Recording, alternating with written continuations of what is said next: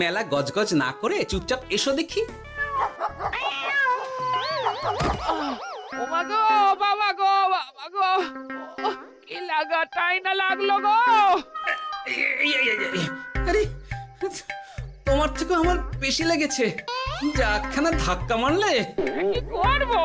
গিন্নি আমায় ধাক্কা মেরে ফেললো বটে, কিন্তু আজ আমি মহারাজের প্রশ্নের যথাযথ উত্তর পেয়ে গেলাম। বেড়াল ছানাটিকে বাঁচাতে কোনো কিছু না ভেবেই কিভাবে বেড়ালটা ওই বাঘা কুকুরটার দিকে তেড়ে গেল। হ্যাঁ, তার মানে বিপদে পড়লে সন্তানকে বাঁচাতে না, আমাকে এক্ষুনি একবার রাজপ্রাসাদে যেতে হবে, রানীমার সঙ্গে কথা বলতে হবে। আরে আরে আরে আরে, ওদিকে কোথায় চললে গো? ওদিকে তো তোমার শ্বশুর বাড়ি নয়। আরে বাবা, আমার নয়, তোমার শ্বশুর বাড়ির দিকেই আবার যাচ্ছি, বুঝলে? তার মানে আমরা আর যাবো না?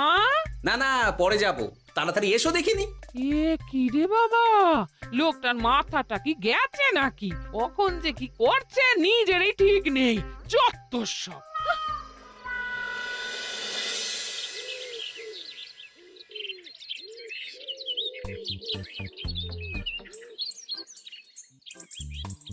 আরে গোপাল দাদা, তুমি এখন কি ব্যাপার গো? আমি একটু রানীমার সঙ্গে দেখা করতে চাই, খুব দরকার। কিন্তু এখন তো সকলে ঘুমাচ্ছে, তাই আমি তো এখন তোমাকে ঢুকতে দিতে পারবো না। আরে অযথা কথা না বলে পথ ছাড়ো, ভিতরে ঢুকতে দাও। গোপাল দাদা, তুমি এই সময় ওই ঢোকার জন্য অহেতুক জেদ করো না। তাছাড়া আমি যতদূর জানি তোমায় তো মহারাজ তাড়িয়ে দিয়েছিলেন, তাহলে আবার বহাল হব, চিন্তা করো না, দয়া করে এখন ঢুকতে দাও। গোপাল দাদা। আহ পেয়াদা, এই এই কি ব্যাপার, এত হইচই কিসের? কি হয়েছে? রানীমা, আমি আপনার সঙ্গে একটু কথা বলতে চাই, বিশেষ দরকার আছে। এসো এসো, ভেতরে এসো। তাহলে মহারাজকে তোমার পরিকল্পনা মতো বাইরে নিয়ে যেতে পারলেই উনি ওনার প্রশ্নের উপযুক্ত জবাব পেয়ে যাবেন, বলছো?